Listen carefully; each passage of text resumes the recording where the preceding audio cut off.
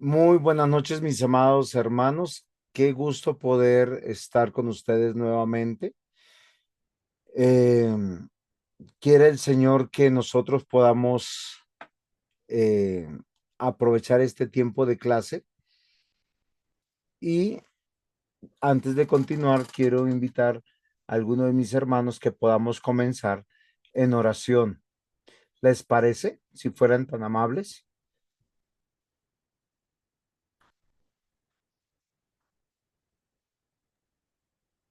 Sí, pastorio. Gracias, mi hermana. Señor, te damos gracias, Señor, en esta noche, Padre, porque nos permites reunirnos, Señor, para que tú nos reveles tu verdad, Señor. Te pido, Señor, en tus manos pongo al pastor, Señor, que nos siga dirigiendo y enseñando tu palabra, Señor.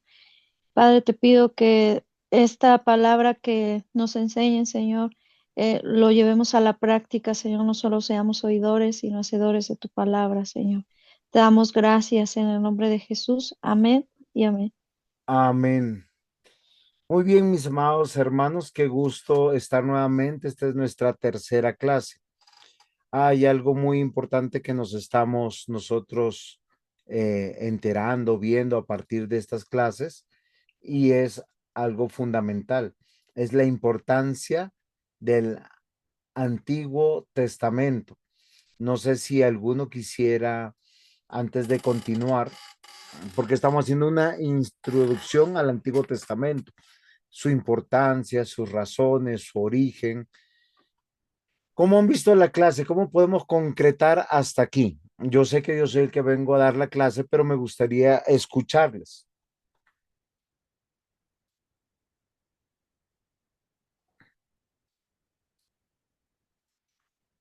¿Alguno quisiera opinar? ¿Cómo, o alguno había pensado que el Antiguo Testamento era obsoleto?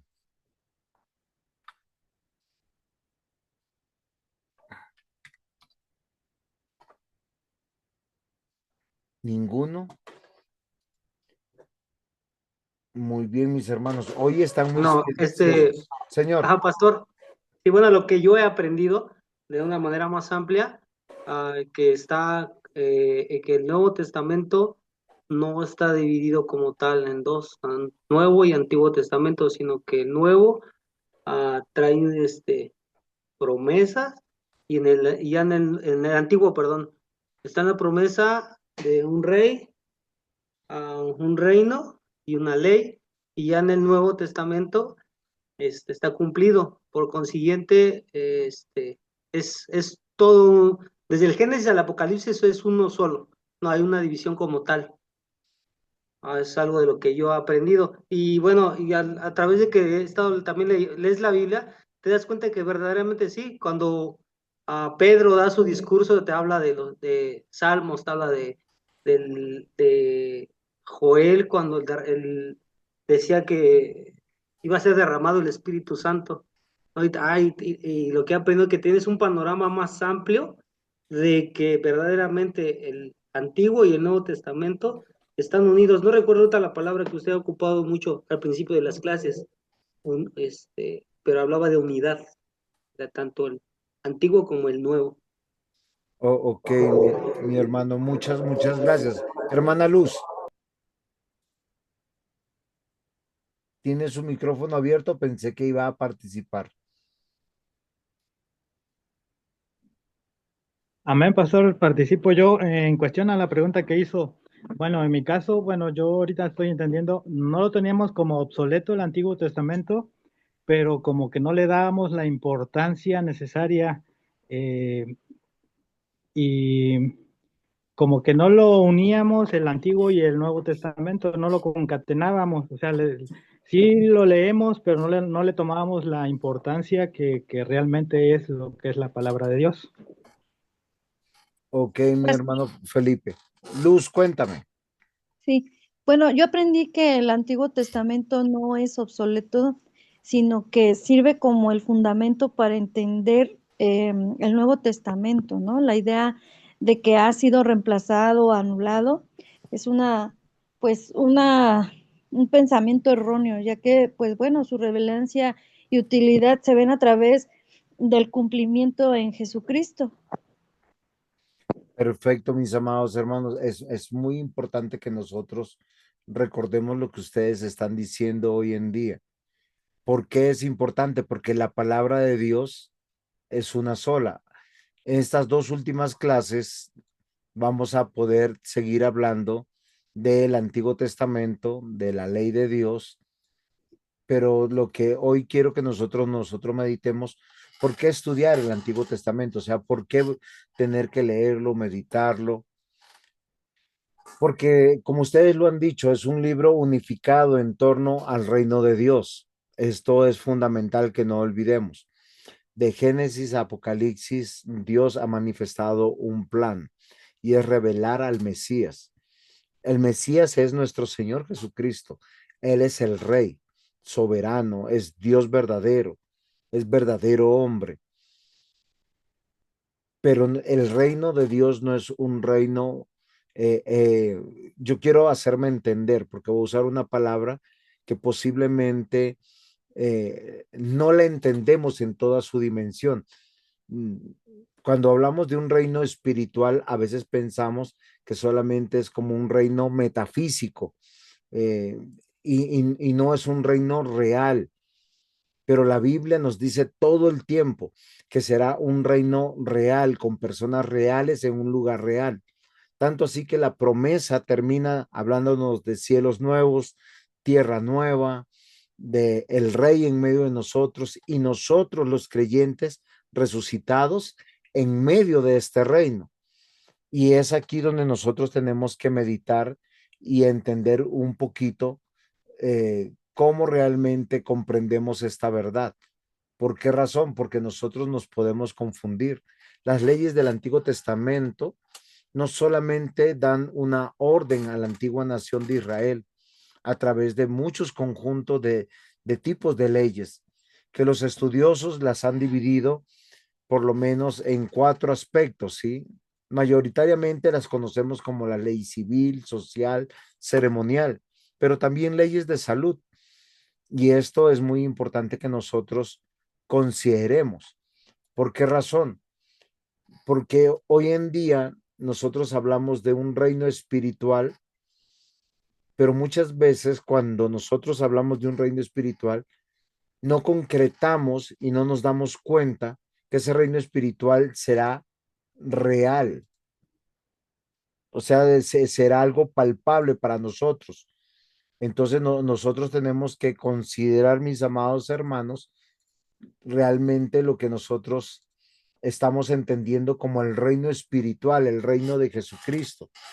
¿Por qué razón? Porque quien no tenga una familia real en Cristo en esta vida no la tendrá en la eternidad. Se los explico. Ninguno de los creyentes vamos a aparecer en el reino de Dios sin esa vinculación a Cristo y a su iglesia de manera real. Por eso el Antiguo Testamento es importante estudiar. Y como dijo nuestra hermana Luz, es importante entender que hay como tres tiempos en medio de la revelación, que para entender apropiadamente hay una parte que es una promesa, hay una parte que hay un cumplimiento y hay una consumación, entendiendo que la ley se debe de aplicar correctamente. Y aunque esta clase no voy a hablar de la aplicación, sino dentro de 8 días, hoy yo quiero que nosotros consideremos qué es para nosotros la ley de Dios. Por eso les hice una pregunta hace 8 días. ¿La Biblia contiene la palabra de Dios o es la palabra de Dios? ¿Sí le hice esa pregunta a ustedes o no? Y me Sí, perdonan si no la hice, es que tengo varios grupos y a veces mi cabeza vuela. ¿Sí la hice, Luz? sí, sí la hizo y contesté que la Biblia es la palabra de Dios. Ok, y eso es muy importante. La ley de Dios es palabra de Dios. La ley de Dios presenta requerimientos, deberes, derechos, privilegios esenciales del pacto de Israel con Dios. Aquí voy a hacer una anotación, porque nosotros podemos hablar del Israel de Dios desde una perspectiva histórica, pero también podemos hablar del Israel de Dios desde una perspectiva soteriológica. y hasta ontológica en un sentido.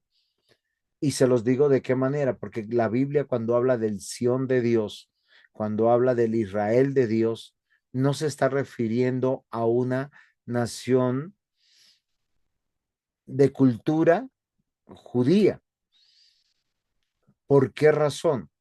Porque el Israel de Dios abarca a todos y cada uno de los salvos inscritos en el libro de la vida,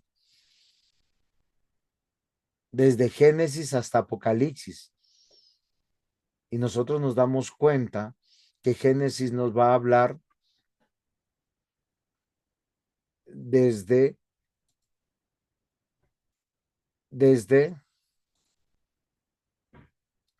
la creación. Y es algo que es muy importante que nosotros consideremos, mis amados hermanos.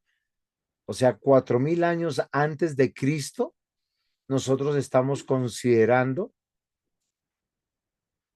realmente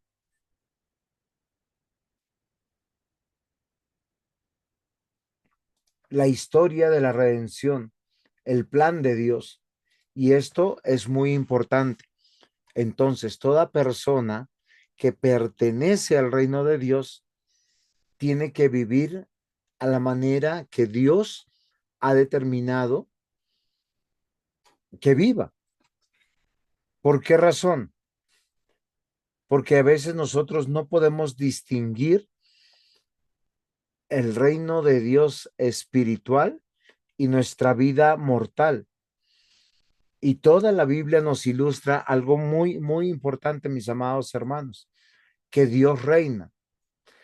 Los principios básicos de cómo vivir para agradar a Dios en todas las áreas de nuestra vida están en la Escritura. Por eso, para el crecimiento de nuestra fe, nosotros tenemos que leer el Antiguo Testamento para poder obedecer a Dios. Ahora, hago otra aclaración. No estoy hablando del reconstruccionismo, una postura teológica aberrante que quiere que nosotros practiquemos leyes judías en nuestra época para ser el pueblo de Dios. La ley de Dios trasciende el tiempo y trasciende la cultura. Está llena de doctrina. La palabra doctrina tiene que ver con instrucción, con principios y verdades absolutas. Por eso los religiosos se pierden de esta manera. El rey David en el Salmo 111, versículos 7 al 8 dice, todos tus mandamientos son fieles, firmes, para siempre, hechos verdad y rectitud. Pero nosotros tenemos que tener una lectura de la ley de Dios escatológica, porque muchas de las leyes de Dios que fueron plasmadas en el Antiguo Testamento eran sombra de la promesa de la obra del Mesías. Y eso debe quedar claro. Hay otras leyes permanentes que no han cambiado porque no tenían que ver con la obra de Cristo. Un ejemplo, no matarás. No matarás en el Antiguo Testamento y en el Nuevo Testamento significa exactamente lo mismo. Y yo les he dicho y les he enseñado a través de este curso que Jesús dijo que los judíos tenían que haberle reconocido a él porque Moisés, los profetas y los salmos hablaron de él. Y esto es muy importante que nosotros no olvidemos, porque nosotros tenemos que entender que a través de la ley de Dios reconocemos al legislador de la creación y es el que ordena o prohíbe de acuerdo a su voluntad. A través de la ley de Dios nosotros encontramos esta verdad. Entonces encontramos, mis queridos hermanos y hermanas, leyes, derechos, privilegios esenciales para aquellos que pertenecemos al reino de Dios. Recordemos, hay una ley, hay un reino, hay un legislador, un rey, y esto es muy importante. Si alguno tiene alguna pregunta, me puede interpelar en cualquier momento y hacerme la pregunta. Ustedes saben, mis hermanos, que yo soy abierto a las preguntas. La ley de Dios y su palabra nos precisa como la voluntad de aquel que vive y reina. Cuando se precisa de la ley de Dios, es la exposición de Moisés que comienza con la afirmación más memorable de este libro. Escucha, oh Israel, el Señor es nuestro Dios, el Señor uno es. Amarás al Señor tu Dios con todo tu corazón, con toda tu fuerza y con toda tu alma y con toda tu fuerza. Eso está en Deuteronomio capítulo 5, capítulo 6, versículo 4 al 5. De la misma manera lo encontramos cuando el Señor Jesús nos habla de manera clara, cuando no, le preguntan a él sobre la ley, y él dice que el resumen de la ley es: amarás al Señor tu Dios con todo tu corazón, con toda tu alma, con todas tus fuerzas, y a tu prójimo como a ti mismo. Porque la ley de Dios, queridos hermanos, hace algo extraordinario y maravilloso en el creyente. Nos está comunicando y manteniendo una comunión con Dios de manera vertical y a su vez de manera horizontal. La ley de Dios no fue publicada o dada a nosotros para que sea cumplida solo por un individuo, sino de manera colectiva, beneficiosa, de bendición. Es por eso que nosotros tenemos que considerar que el Señor Jesús lo que hace es citarnos siempre en sus palabras el Antiguo Testamento. Porque algunos, yo he escuchado que dijo, es que Jesús dijo y repitió lo que dijo en Deuteronomio 6, amarás al Señor tu Dios. Y él añadió, amarás a tu prójimo como a ti mismo. Y resulta que en Levíticos 19:18 dice, no te vengarás ni guardarás rincor a los hijos de tu pueblo, sino amarás a tu prójimo como a ti mismo, yo Jehová.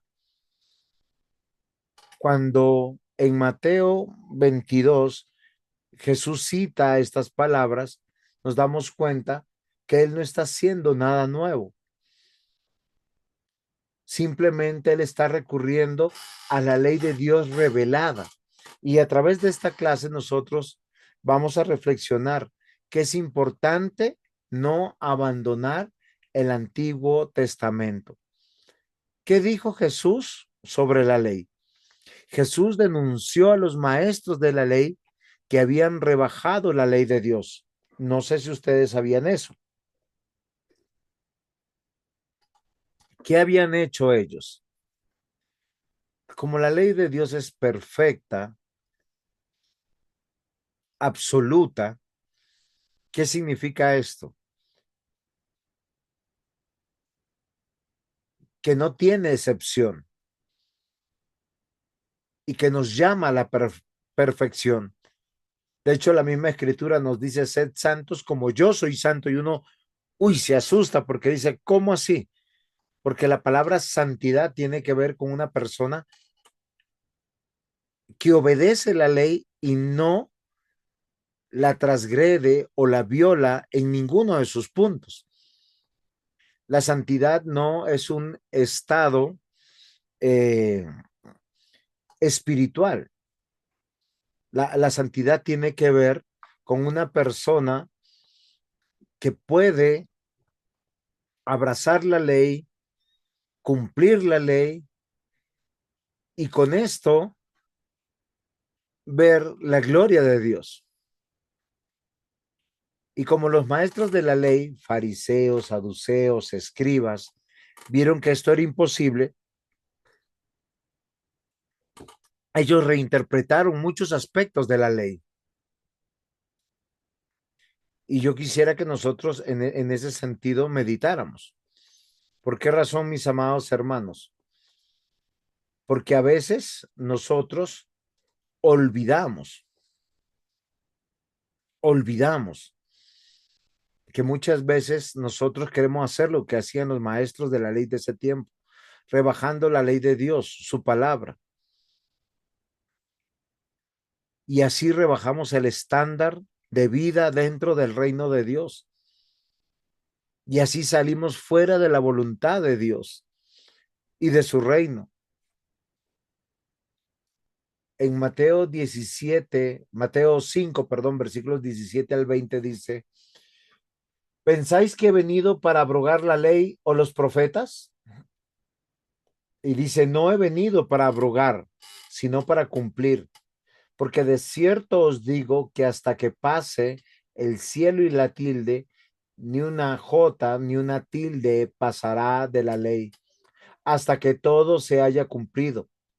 De manera que cualquiera que quebrante uno de estos mandamientos muy pequeños, así enseñe a los hombres, muy pequeño será llamado en el reino de los cielos, mas cualquiera que los haga y los enseñe, este será llamado grande en el reino de los cielos. Porque os digo que si vuestra justicia no fuese mayor que de las escribas y de los fariseos, no entraréis en el reino de Dios. Y esto es muy importante, mis amados hermanos. Un buen entendimiento de la palabra de Dios, del pacto de Dios, tiene que ver con Jesucristo, que vive y reina. Antiguo y Nuevo Testamento se unen en su palabra, que es ley, tanto como la promesa, el cumplimiento y la consumación que nosotros estamos estudiando y aprendiendo, tiene que ver con la historia de la redención, tiene que ver con algo que nosotros posiblemente en otro curso hemos visto, que tiene que ver con la teología del pacto, tiene que ver con una soteriología segura, los últimos tiempos. ¿Por qué razón? Porque Cristo viene para inaugurar de manera gloriosa y final el reino de Dios en una tierra nueva, en unos cielos nuevos, con personas resucitadas y glorificadas, que tendrán una vida bajo estas mismas leyes, deleitándose en cada uno de los aspectos que serán propios de una vida coherente con esta salvación. Y esto es algo muy interesante. Toda su palabra, que es ley, hemos podido meditar en el Antiguo Testamento, que está dividido entre el Pentateuco, los libros históricos de poesía y los profetas mayores y menores. Es que hay un solo propósito: ser instruidos en la voluntad de Dios. Y quiero repasar un poco para que vean la importancia. Entre los libros Génesis, Éxodo, Levíticos, Números y Deuteronomio, nosotros encontramos cada uno de los mandatos que Dios ha dado para que el reino de Dios pueda reconocer a su legislador, pueda reconocer a aquel que vive y reina, porque cuando nosotros decimos que Jesucristo es rey, nosotros solamente a veces pensamos en que Él nos libra del reino de las tinieblas, pelea nuestras batallas, nuestra vida está segura, y todo eso es verdad. Pero los mandamientos de Dios se aplican a aquel que es Señor, aquel que es Rey, aquel que es nuestro Dios y nuestro Salvador. Sus estatutos nos llevan a observar cómo Él administra su reino, cómo dictamina sus juicios. Por eso el mundo sin Cristo, el mundo no cristiano, es un mundo alejado de la verdad, alejado de agradar a Dios.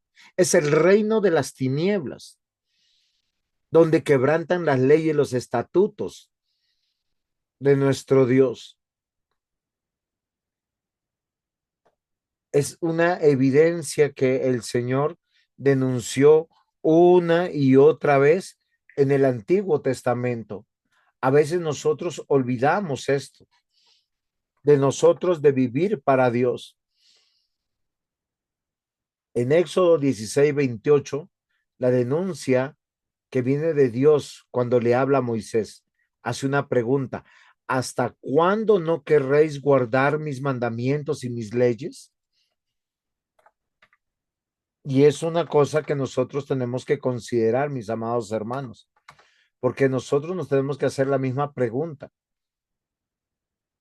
Una de las reclamaciones grandes que Dios hace y hace a lo largo de toda su palabra es el quebrantamiento del día de reposo. Y nosotros a veces pensamos que ese mandamiento tiene alguna excepción. Una de las denuncias claras a lo largo de la vida también es la departamentalización de la vida. Yo no sé si ustedes lo han escuchado antes. La gran mayoría de los seres humanos, para calmar nuestras conciencias, departamentalizamos nuestra vida eclesiológica, el día del Señor, vamos bien vestidos, bien peinados. Nuestro lenguaje es un lenguaje cristiano. La pregunta es, si tú llegas a tu casa y cambias, ¿eres cristiano? Recordemos, el reino de Dios se ha establecido y estamos viviendo unas primicias del reino de Dios. Los libros históricos nos muestran una monarquía, la autoridad de Dios a través de autoridades que él mismo ha puesto, pero también un plan de salvación que nos habla de una tierra prometida real, de un rey real, de un linaje real y de la bendición de pertenecer al pueblo de Dios. Y este pueblo que pertenece al pueblo de Dios, que conoce la Torá o los 5 libros del Antiguo Testamento, son enseñados a vivir. Cuando usted lee Job, Salmos, Proverbios, Eclesiastés, Cantares, Dios lo está instruyendo con poesía o con cánticos a cumplir la ley de Dios. De hecho, muchos de los mandamientos que encontramos en el Pentateuco son ampliados en los Salmos y en los Proverbios de manera especial. Los profetas mayores y menores denunciaron esta departamentalización de la vida. Y cuando yo hablo de departamentalización, ¿se entiende? ¿O tienen alguna pregunta?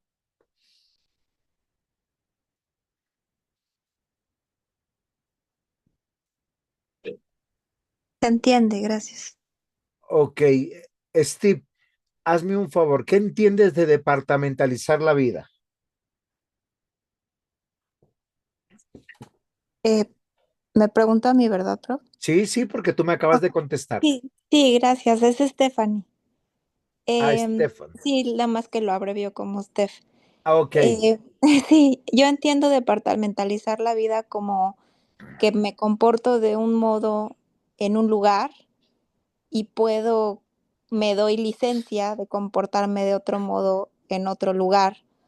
O también se puede entender como que le doy, eh, entre comillas, permiso a Dios de obrar en ciertas áreas de mi vida, pero en otras no. En otras quisiera permanecer en pecado, ¿no? Eso podría también interpretarse así. ok. Normalmente lo que tú nos has dicho lo departamentalizamos de la siguiente manera. Una cosa son las cosas espirituales y otra cosa son las cosas seculares. Entonces, en la iglesia escucho música cristiana y en mi casa puedo escuchar lo que sea. En la iglesia me visto y me peino de una manera y en mi casa y en mi trabajo y donde estudio vivo de otra manera. Una cosa es lo secular y otra cosa es lo espiritual. Tenemos un lenguaje en la iglesia y otro lenguaje con los amigos, con los familiares, con los cercanos, con los confidentes. Y es algo que yo quiero llamar su atención, mis queridos hermanos, porque quiero tomar las palabras de Isaías que desnuda este problema. Por eso tienen ustedes en pantalla, ¿qué hicieron los profetas mayores y menores? Sí, hablaron de Cristo, pero es que Isaías está denunciando el que vive esperando al Mesías, vive dentro del reino de Dios y no solamente tiene que vivir litúrgicamente. En Isaías capítulo 1, versículo 1 dice, versículo 2 dice, oíd cielos y escuchad tú tierra, porque habla Jehová. Bueno, ¿quién habla? Dios. Dice, crié hijos y los engrandecí, y ellos se rebelaron contra mí. El buey conoce a su dueño, y el asno el pesebre de su señor. Israel no entiende, mi pueblo no tiene conocimiento. Y uno diría, oiga, están terriblemente mal, pero vamos a ver qué tan mal están. Y se trata de departamentalizar la vida, lo que quiere decir que cojo la ley solo en los aspectos litúrgicos y el resto vivo como yo quiero. Hay una versión de la Biblia que se llama la traducción al lenguaje actual. Este mismos versículos 2 y 3 dice de la siguiente manera, Dios le dijo a Isaías, tengo un pleito contra mi pueblo y el cielo y la tierra son mis testigos. El buey y el burro conocen a su dueño y saben quién les da de comer, pero mi pueblo, el pueblo que formé, le falta inteligencia, se ha rebelado contra mí. Compara a su pueblo a personas de todas las edades que entienden su palabra como un buey y un burro. No, dicen que son peor que el buey y que el burro, porque el buey y el burro conocen a su dueño. Y dice que estos dos animalitos saben quién les da de comer. Por eso el versículo 4 arranca diciendo, oh gente pecadora, pueblo cargado de maldad, generación de malignos, hijos depravados, dejaron a Jehová, provocaron a ira al Santo de Israel, se volvieron atrás. Yo quiero ser específico porque es la denuncia de Isaías, 800 años antes de la venida de Cristo. Pero también tenemos que pensar que son 3200 años después de que Adán y Eva hicieron su aparición en el huerto del Edén. Uno pensara que ellos están mal. El versículo 5 dice, ¿por qué querréis ser castigados aún? ¿Todavía os rebeláis? Toda cabeza está enferma, todo corazón doliente. Desde la planta del pie hasta la cabeza no hay en él cosa sana, sino herida, hinchazón, podrida llaga. No están curadas, ni vendadas, ni suavizadas con aceite. En la traducción actual dice, todos ellos son pecadores, llenos de maldad, se alejaron de mí, que soy el Dios de Israel, me abandonaron por completo. Han sido tan rebeldes que yo he castigado tanto que ya no les queda un lugar sano en los pies, están cubiertos de heridas, nadie los ha curado ni los ha vendado. Ahora, uno, ¿qué pensaría Dios? ¿Por qué está dando esta denuncia? La gran mayoría de nosotros en la actualidad, ¿sabe qué pensaría? Pensaría que dejaron de ir a culto, que ya no diezmaban, ya no ofrendaban, ya no cantaban, ya no oraban. ¿Cierto que sí? Uno tiene la impresión como que estos son unos malos cristianos. ¿Estamos de acuerdo? Esa es la impresión que yo que tengo posiblemente hasta aquí. ¿Ustedes tienen esa misma impresión? Es pregunta.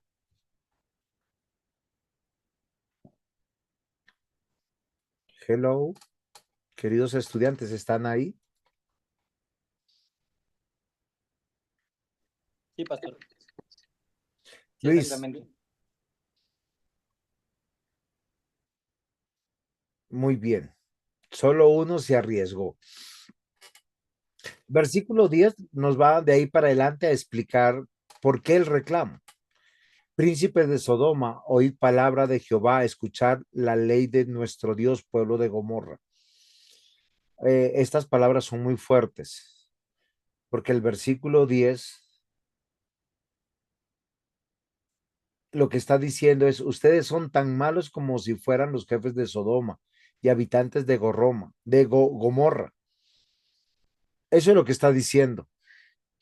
Miren el versículo 11 dice, ¿para qué me sirve, dice Jehová, la multitud de vuestros sacrificios? Hastiado estoy de los holocaustos de carneros y de cebos de animales gordos. No quiero sangre de bueyes, ni ovejas de machos cabríos.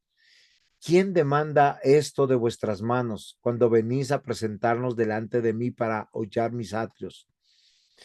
No me traigáis más vana ofrenda. El incienso me es abominación, luna nueva y día de reposo. El convocar asambleas no los puedo sufrir, son iniquidad vuestras fiestas solemnes, vuestras lunas nuevas, vuestras fiestas solemnes las tiene aborrecida mi alma, me son gravosas. Cansado estoy de soportarlas. Cuando extendéis vuestras manos, yo esconderé de vosotros mi rostro. Asimismo, cuando multipliquéis la oración, no la oiré. Llenas están de sangre vuestras manos. Lavaos y limpiaos, quitad la iniquidad de vuestras obras de delante de mis ojos, de dejar de hacer lo malo, dejad de hacer lo malo, aprended a hacer el bien. Y es aquí donde se va aclarando todas las cosas, mis hermanos, y yo por eso quiero que ustedes sepan que mi intención es entender la importancia del Antiguo Testamento, que es palabra de Dios, y que hay muchas leyes que nosotros las hemos olvidado, que toda la vida del cristiano es para Dios, de manera integral, en todas las áreas de su vida. Todo el pueblo de Dios en los tiempos de Isaías era un pueblo muy religioso que traía animales para presentarlos en el altar de Dios. Traían ofrendas a Dios y su ley las demandaba. Y no solamente traían ofrendas y sacrificios, hacían todas las partes litúrgicas perfectamente, guardaban las fiestas que Moisés había demandado en el Pentateuco. Todos llegaban con acción de contrición, de oración, levantaban sus manos. Pero Dios les dice, dejen de pecar. No quiero ver más su maldad. Dejen de hacer lo malo. Aprendan a hacer lo bueno. Y uno dice, ¿a qué se refiere Dios? Y aquí en el versículo 17 donde dice, traten con justicia al huérfano. Defiendan a la viuda.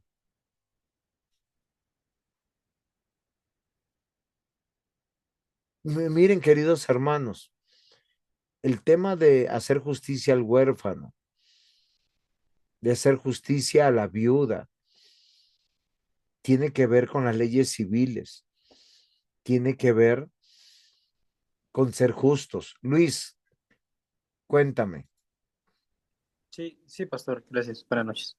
Sí, pues efectivamente, como lo comentaba, o sea, como para recalcar esa importancia del Antiguo Testamento, de que el mensaje sigue siendo el mismo.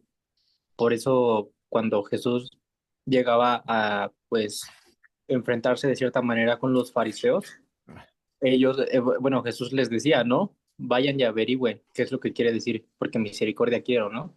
Y no sacrificios, como venía diciendo desde Oseas, ¿no? O en este caso, pues lo que le estaba diciendo, ¿no? Porque el pueblo, pues, eran solemnes, hacían los rituales y todo eso, pero sus corazones estaban bien alejados de Dios. Ok, Entonces, perfecto, Luis. Si lo estamos entendiendo, la denuncia de los profetas mayores es que necesitamos entender que la palabra de Dios no es anacrónica, no ha pasado de moda, que Él reina, Él es el legislador, Él demanda de nosotros vivir para Él en todos los aspectos de la vida, en el hogar, en la iglesia, en el Estado. Y es algo que es muy importante. Por eso, mis amados hermanos, la importancia de conocer el Antiguo Testamento. Frente a la pregunta, ¿cómo sabemos que estamos en el reino de Dios? Podemos observar que nos encontramos en un reino o nación en medio de su territorio, su lengua, su ley, sus costumbres, su cultura. Y es algo que es muy importante. Vivir dentro del reino de Dios no es ser una persona religiosa o moralista. La Biblia es absoluta, es la voluntad de Dios, regla de justicia y moralidad en todas las cosas. ¿Ustedes sabían que la Biblia nos permite prestar dinero? Dice, sí, puedes prestar dinero y puedes prestar con un interés justo, pero ojo con prestarle al necesitado y a través de ese préstamo quitarle sus propiedades, quitarle sus cosas. Ustedes sabían que Dios en su ley administra cómo debemos trabajar, cuántas horas trabajar. Ustedes sabían que en su ley Dios nos determina que Dios ha hecho a hombres ricos y a hombres que trabajen para los ricos y ambos trabajan para Dios. Y en esas cosas también honramos a Dios. Sin leer el Nuevo Testamento, solo el Antiguo Testamento, nosotros entendemos que cuando decimos Jehová reina o Dios reina o el Señor reina, estamos diciendo que somos hijos de Dios, que estamos dentro del reino de Dios, o sea, que somos miembros del reino de Dios. Como hijos de Dios nos sujetamos a la ley de Dios por amor. En Juan capítulo 14, versículo 21 dice, el que tiene mis mandamientos y los guarda, ese es el que me ama. El que me ama será amado por mi Padre, y yo le amaré y me manifestaré. Pregunta, Juan, ¿a qué ley se estaba refiriendo?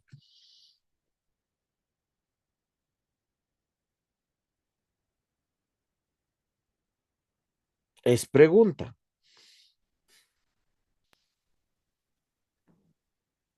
¿Quién me puede ayudar a responder?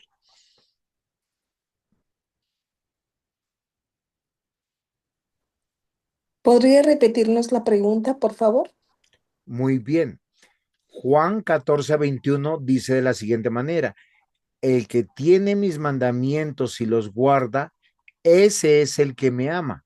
Y el que me ama será amado por mi Padre, y yo le amaré y me manifestaré en él.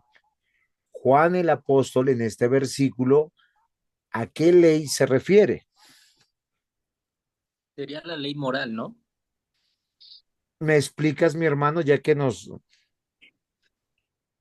Sí, bueno, es que según yo entiendo la parte de la ley moral, pues habla sobre esa conducta, por ejemplo, con este, pues hacia el prójimo en general. Y ahí, bueno, yo siento que es en esa parte, pues, no sé Ujú. explicarlo bien, pero bueno, yo siento que ahí es como en esa parte, pero igual y me equivoqué.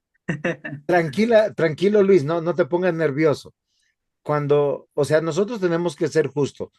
El Nuevo Testamento, aunque fue escrito en griego, fue escrito en su mayoría a un mundo judío. El mundo Pastor, judío, señora, Señor, sí, señora, Luz, dígame. O bien, se refería a la ley del amor, pero cuando dice, el que tiene mis mandamientos y los guarda, ese es el que me ama. Y bueno, se refiere a las enseñanzas que les está dando a lo largo de su ministerio, ¿verdad? Lo cual resume toda la ley en el mandamiento del amor. ok, muy bien. Mirna, Pues ¿tienes tu micrófono abierto? Cuéntame. yo, Sí, ahí ah, está abierto. Y si está abierto es porque alguien quiere opinar. O solo ok, me tengo esa impresión. no, está muy bien. Efectivamente, o sea, aquí no se está refiriendo a ninguna ley del Antiguo Testamento o de Moisés, sino que realmente está hablando acerca de los mandamientos o enseñanzas que estaba dando en ese momento. Eh, Precisamente el amor que tenía que ver con el prójimo principalmente, y ahí estaba basándose toda la ley, la obediencia, no sé, el hacer la voluntad de Dios, no lo sé. Entonces, bueno, esa sería mi aportación. Muy bien, mira, muchas gracias. Vamos a entender el texto dentro de su contexto, ¿sí? Y recordemos que aunque Juan escribe en griego, escribe a un mundo judío. Recuerden que Juan tiene una gran labor de presentar a Jesús como verdadero Dios. Cuando comienza el 14, el capítulo 14, nos habla sobre el tema de Jesús y el que Él es el camino al Padre. Y el camino al Padre es el camino al reino de Dios. Entonces, miren lo interesante, dice, no se turbe vuestro corazón, creéis en Dios, creed también en mí. Dice, en la casa de mi Padre muchas moradas hay. Si así no fuere, yo os lo hubiera dicho. Voy pues a preparar lugar para vosotros. Y nos habla del reino de Dios. Esto es muy importante en su contexto. ¿Por qué razón? Porque el versículo que son previos al versículo que yo estoy leyendo tiene que ver con el versículo 15. Dice, si me amáis, guardar mis mandamientos. Es plural, no es singular. Entonces descartaríamos que es el amor, pero quiero hacer una salvedad que en un sentido están en lo correcto. Porque ¿cuál es el resumen de la ley de Dios? Los 10 mandamientos, lo que nosotros hablamos de la ley moral. Es el resumen de la ley. O sea, ¿cómo se resume en toda la Torah? En los 10 mandamientos. Bueno, nosotros los conocemos desde la teología como la ley moral. Y nosotros pensamos que la ley moral tiene que ver solo con los 10 mandamientos. Pero si definimos qué es moral, moral tiene que ver con todo lo que es bueno. Y todo lo que es bueno tiene que ver con todo lo que Dios ha ordenado. Por eso nosotros cuando hablamos solamente de la moralidad y de la ética establecido en 10 mandamientos, nos podemos estar equivocando. ¿Por qué razón? Porque todas las leyes de Dios son buenas y buenas para el hombre y buenas para este mundo. Por eso el versículo 15 dice, si me amáis, guardad, singular, y luego va al plural, mis mandamientos. Recuerden, Juan, que es un hombre judío, escribe a un mundo judío, y ellos cuando hablaban de la ley, hablaban de toda la Torá y de todos los mandamientos. Aunque el resumen de la ley es la ley moral, Jesús hizo el resumen del resumen que dijo, amarás al Señor tu Dios con toda tu mente, con todas tus fuerzas, con toda tu alma, con todo tu corazón, y amarás a tu prójimo como a ti mismo. Entonces, ¿cuál es el resumen de la ley moral? El resumen del resumen de la ley moral es el amor. Y eso, en eso tienen razón. Pero eso no exime a todos los mandamientos dados en la Torah, porque es una expresión del amor de Dios. La ley no es coercitiva. La ley es buena, es perfecta. Tenemos un salmo dedicado a la ley de Dios. Ustedes sí sabían eso, ¿cierto? Yo creo que todos nosotros sabemos que el Salmo 119 es una composición magistral a la ley de Dios, a la palabra de Dios. Y dice, bienaventurados los perfectos en camino, los que andan en la ley de Jehová. Luego dice, bienaventurados los que guardan tus testimonios con todo su corazón y le buscan. Y nosotros podemos buscar a lo largo de todo el Salmo 119 esta verdad. Entonces, cuando Juan se refiere en el capítulo 14, el versículo 21, y yo les pregunté a qué ley se está refiriendo, pues el mismo texto nos va a decir que les está diciendo que si amamos a Dios, guardamos sus mandamientos. Porque los mandamientos tienen que ver con el legislador que es Dios y que nos determina cómo vivir para Él. Y esto es muy importante. Dice, el que tiene mis mandamientos, otra vez es plural, dice, y los guarda, ese es el que me ama. Y el que me ama será amado por mi Padre, y yo le amaré y me manifestaré. Y esto es algo muy importante, mis amados hermanos, porque es el Hijo de Dios que vive para Dios. ¿En qué aspectos de su vida? En todos los aspectos de su vida. Yo les puedo demostrar eso. Uno, porque es hijo, porque Dios le ha dado padres. ¿Por qué los padres tienen hijos? Porque Dios le ha dado hijos. ¿Qué dice la palabra de Dios? Herencia de Jehová son los hijos. Es una ley determinada por Dios. Por eso no hay ex hijos o ex padres. Cuando un hijo pierde a su padre es huérfano. Y cuando su padre no lo reconoce es un bastardo. Pero sigue siendo hijo. Por eso el hijo se sujeta a la ley de Dios, a toda la ley de Dios por amor a Dios. Uno de los actos de mayor confianza es obedecer la ley de Dios. Pongo un ejemplo. Los que son casados, ¿por qué son casados? No me van a decir porque se enamoraron, porque no es la verdad. La escritura dice, el que haya esposa, haya el favor de Dios. Amén. ¿Sí lo creen? ¿O ha cambiado la ley? Amén. Muy bien, Luz. El que es casado es porque Dios le ha dado esposa. Y la esposa porque es casada porque Dios le ha dado esposo. Pero la escritura dice que el esposo debe amar a la esposa y no ser áspero con ella.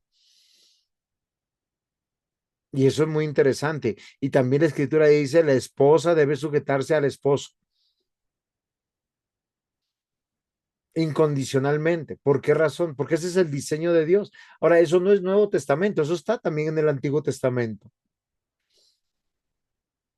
O sea, ¿qué quiere decir? Que no solamente cuando vamos a la iglesia estamos cumpliendo la ley de Dios. ¿Es moral que los hijos obedezcan a sus padres? Claro que sí. La sujeción de los hijos a los padres es buena. El quinto mandamiento, honrarás a tu padre, a tu madre, para que te vaya bien. Eso es muy importante. Entonces, Juan 14:21, cuando dice, el que tiene mis mandamientos y los guarda, ese me ama. Y se está refiriendo no solamente a una expresión afectiva, sino a toda la ley de Dios. Y les digo nuevamente, porque toda la ley de Dios es una expresión del amor de Dios. Si guardamos sus mandamientos, nos va a ir bien. Si guardamos sus mandamientos, vamos a prosperar en todas las cosas que nosotros nos pudiéramos imaginar. Y es algo que es muy interesante. Creo que nosotros tenemos que considerar.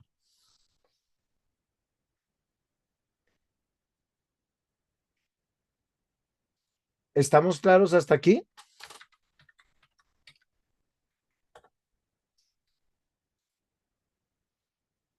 Sí, pastor. Muy bien. Fíjense que Dios siempre llamó a la santidad y a la justicia. Y hay una relación permanente. Si yo soy hijo de Dios, soy miembro del reino de Dios. Y miren lo interesante. ¿Cómo yo sé que soy miembro del reino? Si vivo en justicia. Deuteronomio 13:4 dice, en pos de Jehová vuestro Dios andaréis, a él temeréis, guardaréis sus mandamientos y escucharéis su voz, a él servís, a él seguiréis. ¿En qué? En el trabajo, en el estudio, como hijo, como padre, como esposo, como miembro de una iglesia, como miembro de una nación.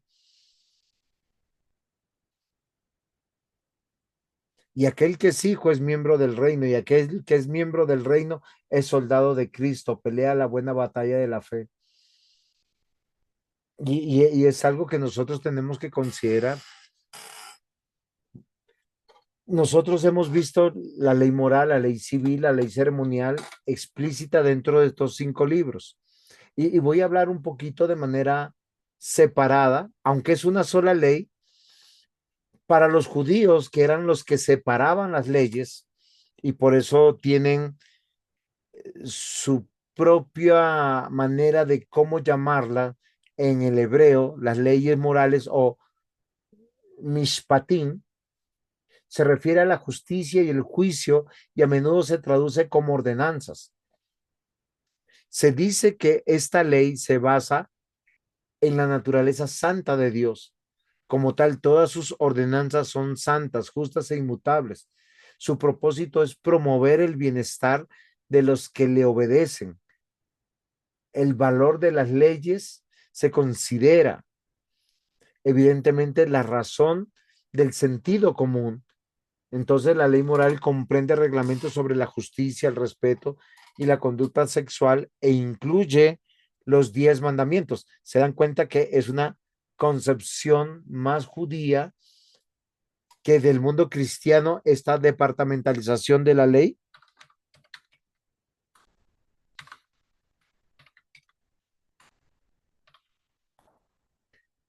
Si nosotros vamos y entendemos a Deuteronomio,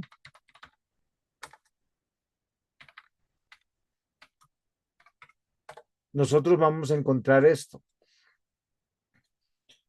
Las bendiciones de la obediencia. ¿La obediencia a qué? Fíjense que dice Deuteronomio 28, versículo 1.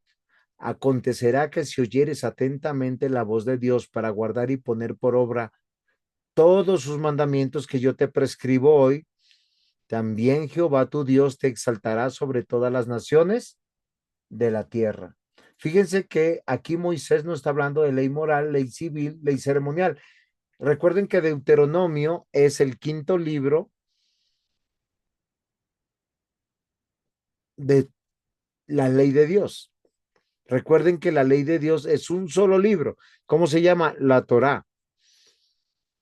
Y esto es muy importante que nosotros definamos, porque nosotros pensamos que la ley moral tiene unos aspectos para nosotros. Como les decía, la ley moral comprende reglamentos sobre la justicia, respeto y la conducta sexual e incluye los 10 mandamientos. Esa es una departamentalización de la ley, pero la ley civil es de acuerdo a la Confesión de Fe de Westminster, añade que esta categoría de la ley judicial o civil, estas leyes se dieron específicamente para la cultura y el lugar de los israelitas, que abarcan todas las leyes morales excepto los 10 mandamientos. La división de la ley judía en diferentes categorías es una creación humana diseñada para comprender mejor la naturaleza de Dios y definir qué leyes aún están obligados a seguir los cristianos de la época de la iglesia. Ahora yo pregunto, ¿las leyes civiles estamos llamados nosotros a cumplirlas? No los voy a poner en problemas para que me respondan. Si nosotros estamos entendiendo bien que la ley moral tiene que ver con relación a la justicia, el respeto, la conducta sexual e incluye los 10 mandamientos, y la ley civil específicamente solo tiene que ver para una nación, cómo se gobierna, cómo se pagaba impuestos, cómo se vivía con relación al prójimo. Hoy nosotros tenemos que cumplir las leyes civiles. La respuesta sería que sí. Nosotros lo sabemos desde la escritura, cuando nosotros abrimos la escritura en Romanos. Romanos capítulo 13 nos especifica apuntando a esta pregunta y nos dice: sométase toda persona a las autoridades superiores, porque no hay autoridad sino de parte de. Yo sé que en sus mentes, Steve, dime. Sí, nada más se me quitó el micrófono, pero sí, es de parte de Dios. O sea, todas las autoridades están puestas por Dios. y Ok, pues hay que obedecer las leyes que imponen, a menos que pues se sobrepongan o se contradigan, ¿no? Con la ley del Señor. perfecto. Porque todos los reyes, todos los presidentes van a responder a Dios. O sea, si nosotros vemos desde esta perspectiva, nos damos cuenta que las leyes civiles en sus principios básicos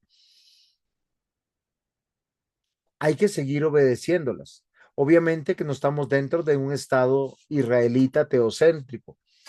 Estamos en una nación donde nosotros comprendemos que está bastante secularizada, no solamente en México, sino también aquí en Colombia, permeada de las ideologías, permeada del paganismo, permeada de la secularización, pero en todo lo que corresponde a las leyes civiles que no contradigan, como dijo nuestra hermana, a la ley de Dios, tenemos que cumplirla.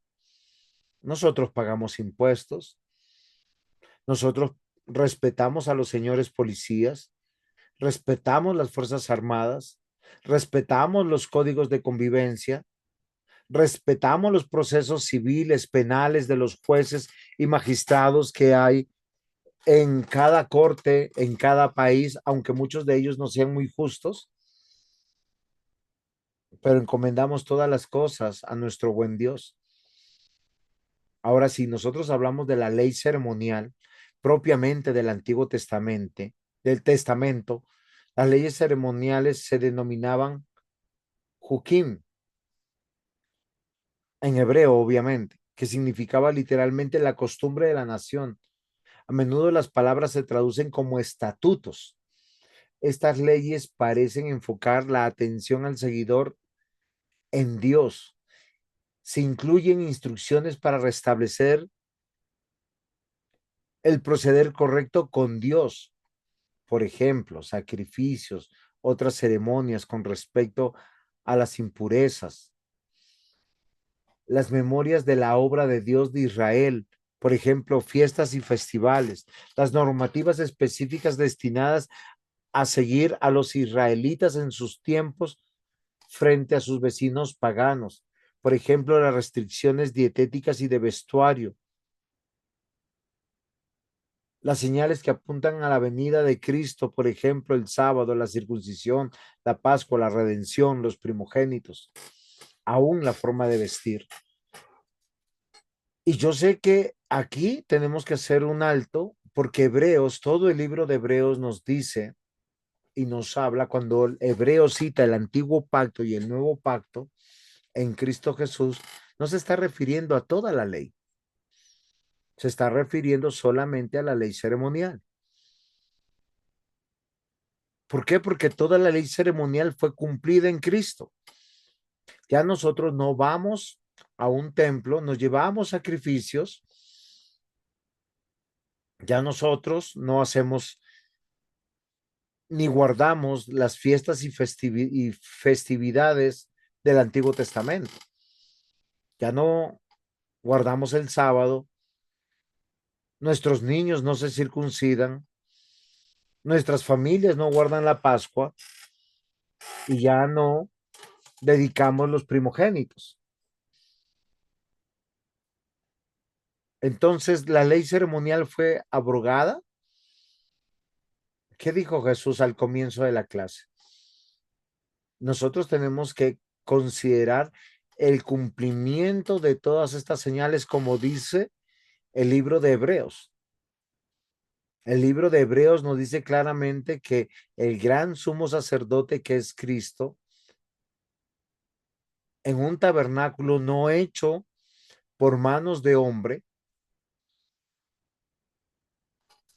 presenta su propio sacrificio, que ni todos los corderos de todos los tiempos que mientras existió tabernáculo y templo podían sustituir la obra de aquel que es el verdadero cordero, por el cual en él nosotros ya no cumplimos ninguna de estas leyes.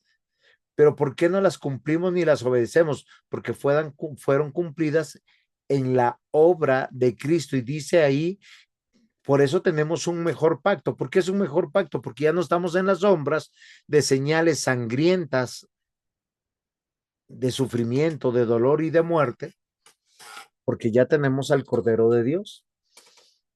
Pero, aunque ya no tenemos un templo, tenemos la iglesia. Y cuando decimos tenemos la iglesia, no nos estamos refiriendo a un edificio, estamos refiriéndonos a las piedras vivas, a los ladrillos vivos que conforman el gran templo de Dios, que se reúnen en grupos de familias de Dios, donde la presencia de Cristo es real, donde no tenemos que guardar el sábado porque Él resucitó en domingo, ya nos circuncidamos porque nos bautizamos, ya no guardamos la Pascua porque tenemos la cena del Señor, ya no hacemos redención por los primogénitos porque ya no hay importancia del primogénito porque el primogénito que tenía que nacer y cumplir todas las cosas es Cristo, pero tenemos iglesia y tenemos culto y tenemos un sacrificio perpetuo y permanente que es el de Cristo Jesús. Eso es el nuevo pacto. Poder estar en la presencia de Dios sin la necesidad de ninguno de los sacrificios del Antiguo Testamento, ni expiatorios, ni de ninguna manera.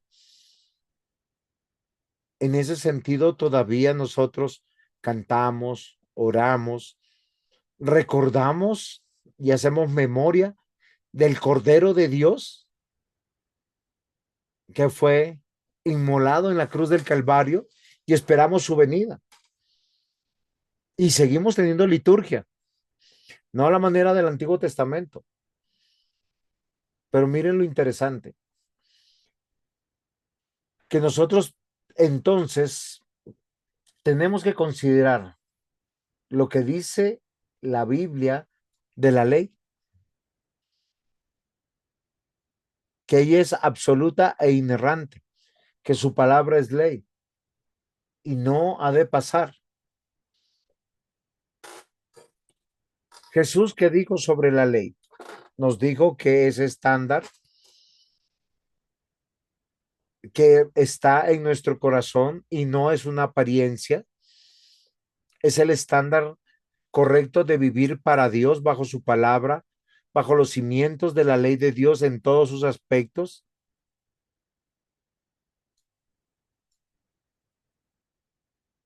Por eso él mismo dice, no piensen que yo he venido a abrogar la ley. Acá está en singular. Y el Señor Jesús se está refiriendo a la Torá. Recuerden, él es judío y todos los judíos cuando hablaban y se decían era la ley, no podemos entender que es la ley solamente como una expresión afectiva, sino en cada uno de sus mandatos. Él dijo que vino a cumplir la ley y cumplió la ley en todos sus aspectos. Él no lo demostró. Pagó sus impuestos a Roma y pagó sus impuestos al templo. Nosotros nos dimos cuenta que desde su nacimiento sus padres lo llevaron para ser circuncidado, para ser purificado y para ser dedicado como primogénito.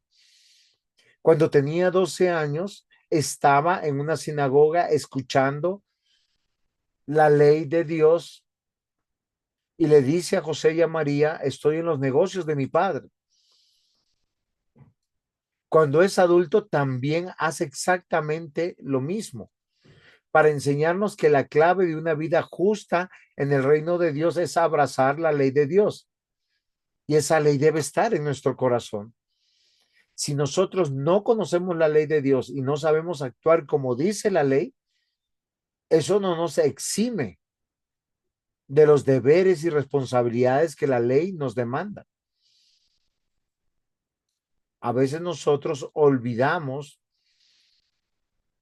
que el Señor Jesús dijo de la siguiente manera, porque de cierto os digo, y cuando Él dice de cierto os digo, es que Él está muy seguro que tiene que ser así, y Él es Dios, y Él es nuestro Señor y nuestro Salvador. Dice, porque de cierto os digo que hasta que pase el cielo y la tierra, ni una jota, ni una tilde pasarán de la ley hasta que todo se haya cumplido.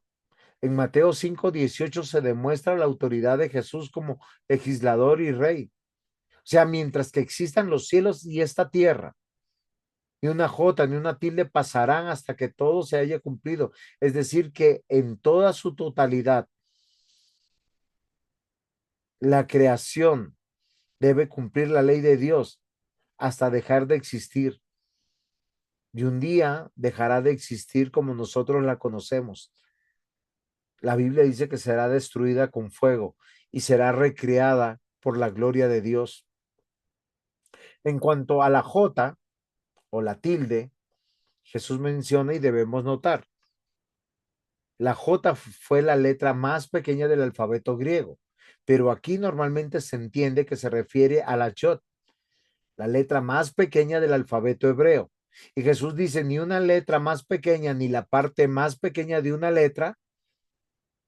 En otras palabras, es una afirmación enfática de la validez de la escritura y cómo la ley bíblica es divinamente inspirada, por tanto, durará. En 2 de Timoteo, capítulo 3, versículo 15, Pablo dice de la siguiente manera, para que si tardo sepas cómo debes conducirte en la casa de Dios, que es la iglesia del Dios viviente.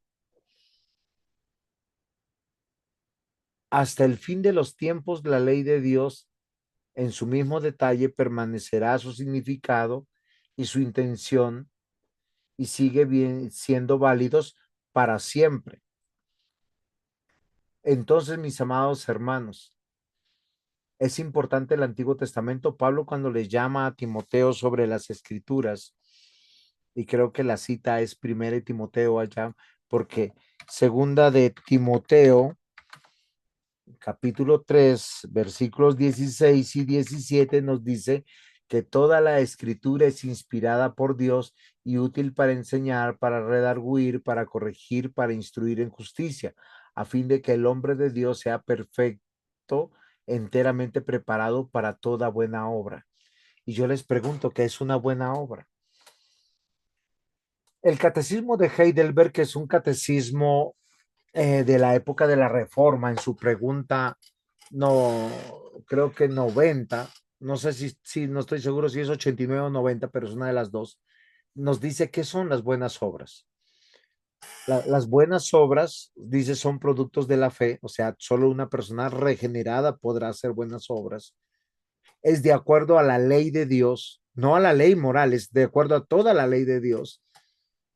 Tercero, es para la gloria de Dios. Y cuarto, dice, no de buenas intenciones. Y esto es muy importante, mis amados hermanos, que nosotros lo comprendamos. Porque cuando nosotros pensamos que estamos cumpliendo toda la ley de Dios y solo estamos cumpliendo la ley ceremonial, o sea, las leyes eclesiásticas, y estamos dejando de lado el vivir para Dios, posiblemente estamos en pecado. Recordemos que tenemos que considerar que la nueva vida en Cristo nos llama al arrepentimiento, a una conversión genuina. ¿Qué quiere decir esto? La muerte del antiguo yo y la vivificación del nuevo. Esto es una paradoja. Mientras que todos los días tenemos que matar al viejo hombre que se rebela contra la ley de Dios, tenemos que darle vida al nuevo hombre. ¿Qué significa esto?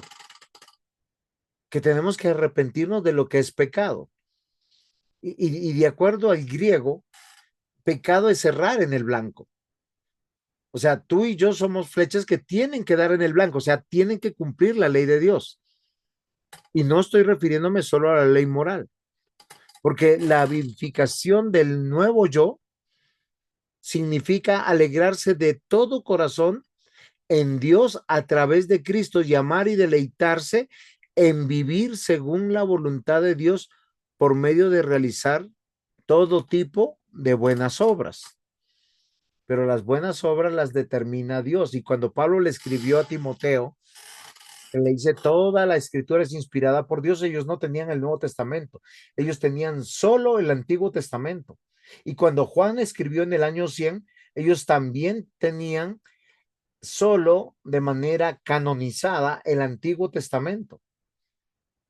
Solo hasta el año 400 tenemos el canon cerrado, como hoy nosotros lo conocemos, aunque para el año 100 ya habían cartas de Pedro, de Pablo, de Judas, teníamos los evangelios.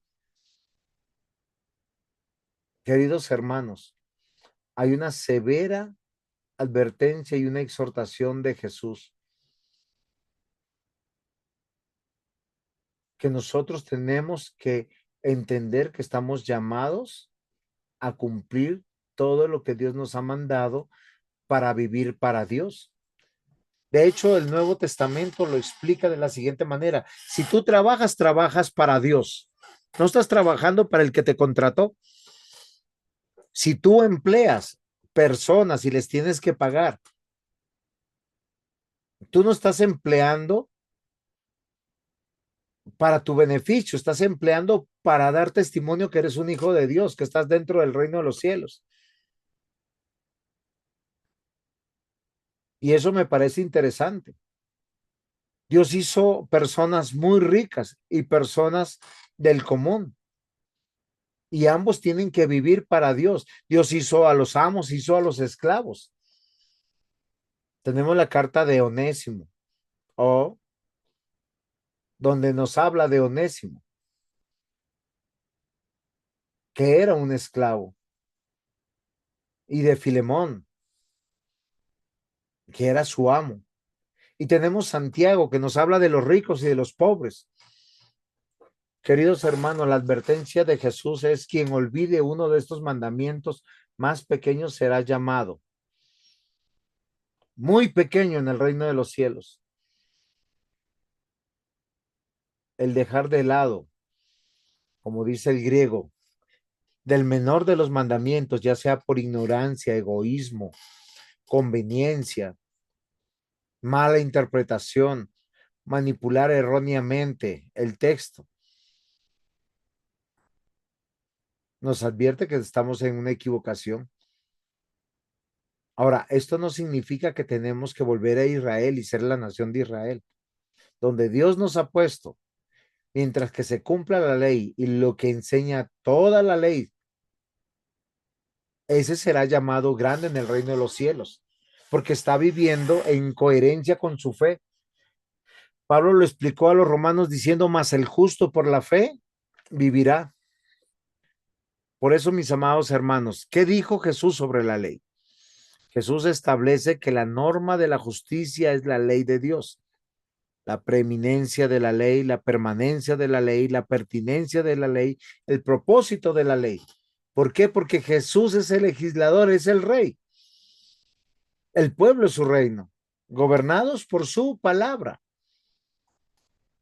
Mateo 5:17-20 dice: porque os digo que si vuestra justicia no fuese mayor que de los escribas y los fariseos, no entraréis en el reino de los cielos. Y hoy tenemos muchos escribas y fariseos en medio de las iglesias. No solamente en esos tiempos. En el versículo 20, la autoridad de Jesús se afirma nuevamente, que dice: yo les digo, como dice un rey a sus subordinados, como dice el juez a sus acusados, que si su justicia no excede a lo de los escribas y fariseos, no entrarán en el reino de Dios. Queridos hermanos, en estos tiempos no estaba el Nuevo Testamento. Yo quiero que nosotros meditemos: el Antiguo Testamento es ley y palabra de Dios, no la podemos desechar, porque en ella vemos que se establece el reino. Vivimos bajo su soberanía. Dios es el legislador y es el que le da extensión y crecimiento. Dios ha gobernado al hombre y ese fue su llamado desde Génesis, a servirle y llenar toda la tierra. Génesis 1:26-28.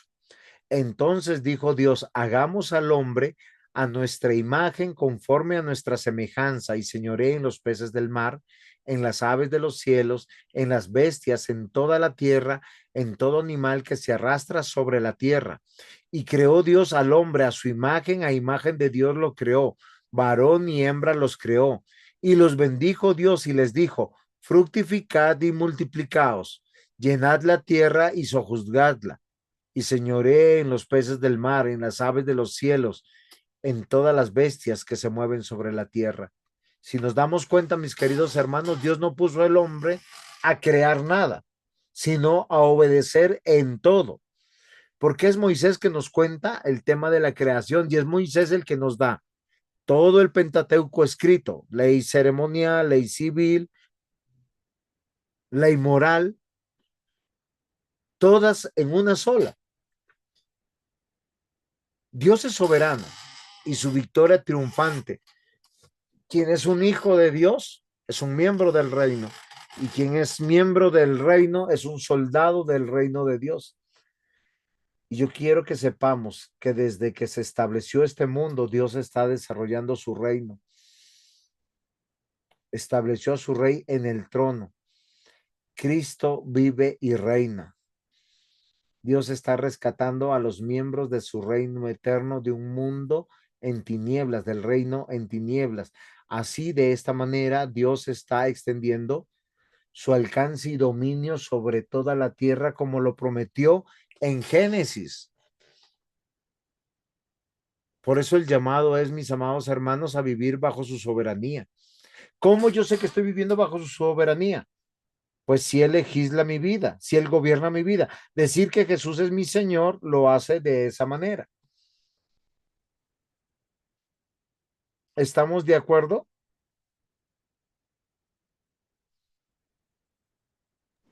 Sí, ¿Alguna pregunta?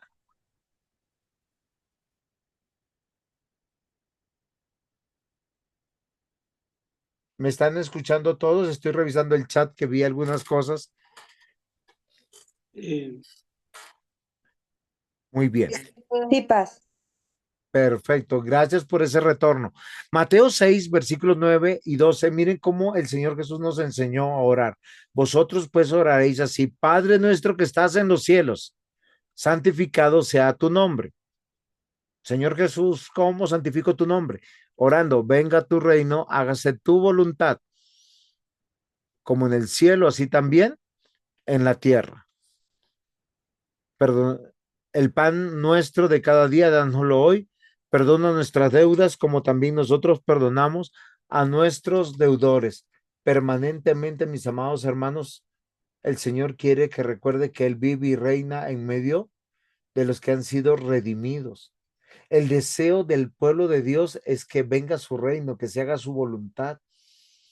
El reino de Dios se refleja no en un mundo religioso o en un pueblo religioso, sino un pueblo que vive en todas las áreas de su vida para Dios.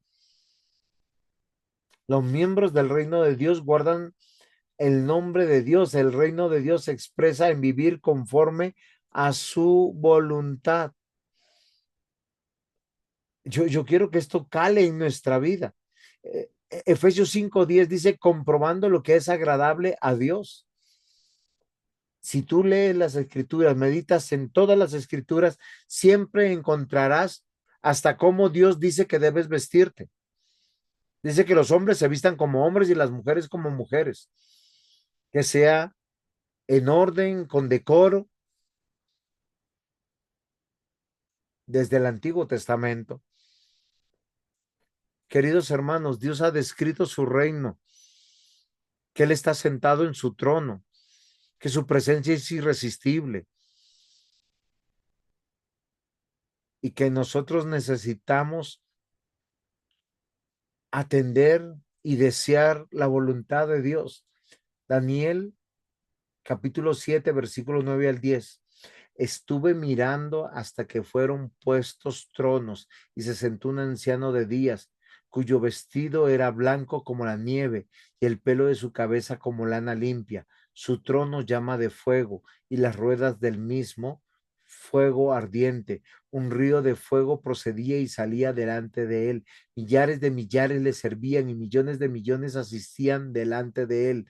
Él es el juez se sentó y los libros fueron abiertos. Y no estamos leyendo Apocalipsis, estamos leyendo Daniel, que nos dice que Dios gobierna, el reino sirve, su gloria se revela. ¿Cómo sabemos eso? La preeminencia de la ley en nuestra vida, en todas las áreas de nuestra vida. Recuerden, los fariseos y los saduceos eran religiosos. Fue la misma denuncia que hubo con Isaías. La gente religiosa por lo general es ejemplar en el templo y fuera del templo viven como el diablo y se entregan a sus mundanalidades. La ley permanece, la ley es pertinente y la ley tiene un solo propósito, llevarnos siempre a Cristo. Dios creó para establecer su reino y se haga su voluntad. Porque Dios se sienta en su trono, su presencia es irresistible. Todos tienen su atención y desean hacer su voluntad. Génesis capítulo 2, versículo 1 al 2.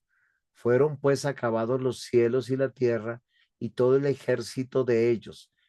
Y acabó Dios el día séptimo, la obra que hizo, y reposó el día séptimo de toda la obra que hizo. Y bendijo Dios al día séptimo y lo santificó, porque en él reposó de toda la obra que había hecho en la creación. Queridos hermanos, este es el séptimo día de Dios y el primer día del hombre, donde nos manifiesta un trono, un reino, un templo. Dios reina en su reino. La creación es para él y su gloria se revela y debe ser alabada. Una de las cosas que a veces no nos damos cuenta, mis amados hermanos, las sutilezas que nosotros encontramos en la escritura sobre la ley de Dios. Ustedes saben por qué Dios destruyó esta tierra con agua en el diluvio. Miren lo que dice la escritura. En Génesis 6 viene la denuncia de Dios. Él como juez, como rey sentado en el trono, dice, aconteció que cuando comenzaron los hombres a multiplicarse sobre la faz de la tierra y le nacieron hijas, que viendo los hijos de Dios que las hijas de los hombres eran hermosas para sí, hermosas, tomaron para sí mujeres, escogiendo entre todas. ¿Qué significa esto? Yugo desigual. Versículo 3. Y dijo Jehová, no contenderá mi espíritu con el hombre para siempre, porque ciertamente él es carne, mas serán sus días 120 años. Cuando nosotros nos damos cuenta en el versículo 5 sigue y dice, y vio Jehová la maldad de los hombres que era mucha en la tierra, y que todo designio de los pensamientos del corazón de ellos era de continuo el mal, y se arrepintió Jehová de haber hecho al hombre y le dolió en su corazón. ¿Qué le ofendió tanto a Dios? Que los hombres y las mujeres se fueron haciendo cada vez más numerosos, pero empezaron a vincular al pueblo de Dios simplemente con mujeres que no eran del pueblo de Dios porque eran bonitas.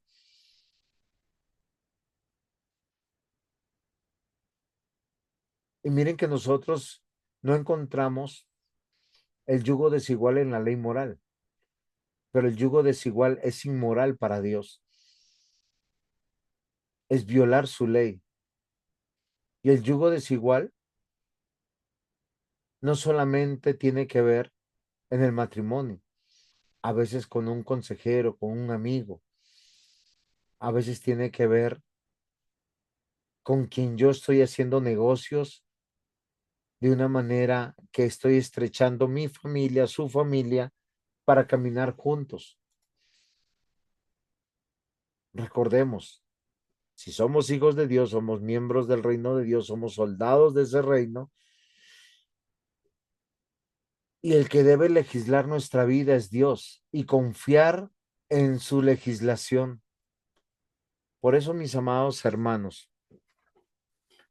nosotros tenemos que tener una buena lectura del Antiguo Testamento. El reino de Dios manifiesta su ley, manifiesta al legislador, reina Jesucristo. El Antiguo Testamento es el inicio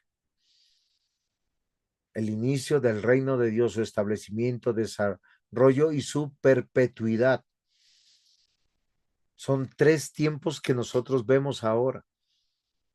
Se estableció el reino de Dios con un lugar, con personas, con la promesa de entronizar al rey.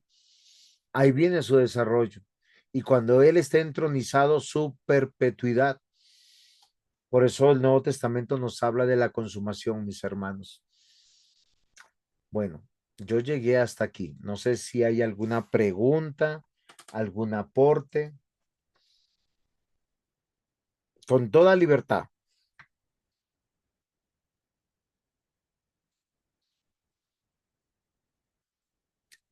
Pregunta, mi hermana. Sí, muchas gracias. Fíjese que ahorita que estaba, pues, toda esta clase, ¿no? Sobre la ley, recordé cuando el Señor les dice a su pueblo que sus mandamientos, no recuerdo exactamente dónde está, pero les dice algo como que sus mandamientos son tan fuertes para que solitos no los podamos cumplir, ¿no?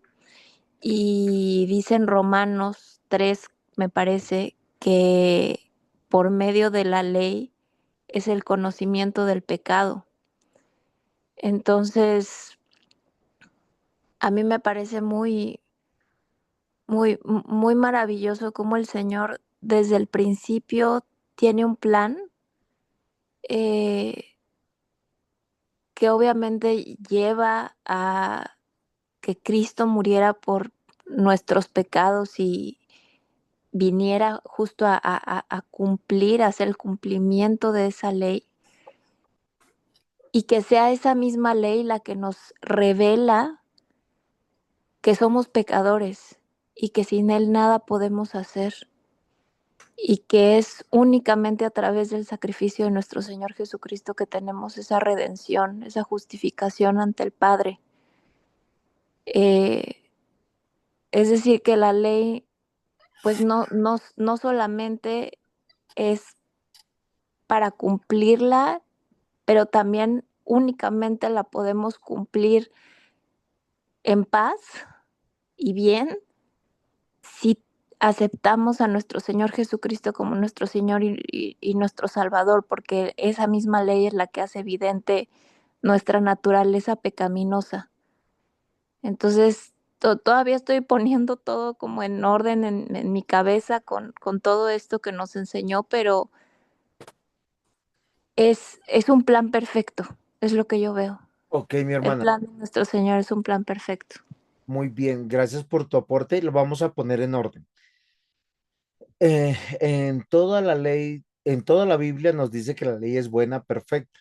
Cuando Pablo habla de la ley de esa manera, dice que es un ayo para llegar a Cristo. ¿Por qué de esa manera se comprende? Porque estamos hablándole a un mundo caído.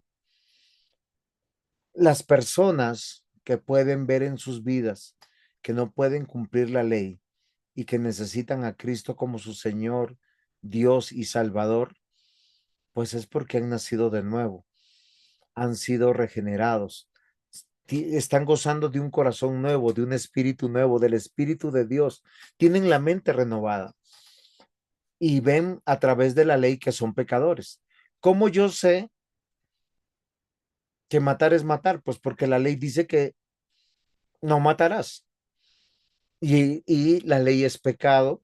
No, la ley no es pecado. O sea, hay que definir bien las cosas. ¿Qué es pecado? La transgresión de la ley. En griego, la palabra pecado es errar en el blanco. O sea, todos los seres humanos fueron creados con un propósito, que obedezcan la ley y den en el blanco. Eso es muy importante. Pero porque todos estamos destituidos de la gloria de Dios, como dice Romanos 1, Romanos 3 dice, no hay justo, ni aún uno, no hay quien entienda, no hay quien busque a Dios. Son declaraciones fuertes. O sea, no hay ninguno. ¿Cómo pueden llegar a Cristo? Pues cuando usted ve la palabra de Dios y usted dice, no matarás, no robarás, no adulterarás, y Jesús te lo explica, tú dices, no, la ley es imposible, yo no la puedo cumplir. En las condiciones que estamos, no podemos cumplirla. ¿Por qué no podemos cumplirla, mis queridos hermanos? Porque no estamos en la eternidad, no estamos con cuerpos glorificados, estamos todavía en Cristo porque somos hermanos, porque tenemos la fe, pero tenemos una condición pecaminosa. ¿Qué quiere decir? El viejo hombre o esa vieja naturaleza, que son los deseos de la carne, permanentemente nos están soliviantando, nos están tentando. Por eso la pregunta de Pablo es, ¿tú vives bajo los deseos de la carne o bajo la guía del Espíritu? Porque el que vive bajo el Espíritu, pues tiene vida eterna, y el que vive bajo la carne está en el reino de las tinieblas. Toda la ley de Dios, queridos hermanos,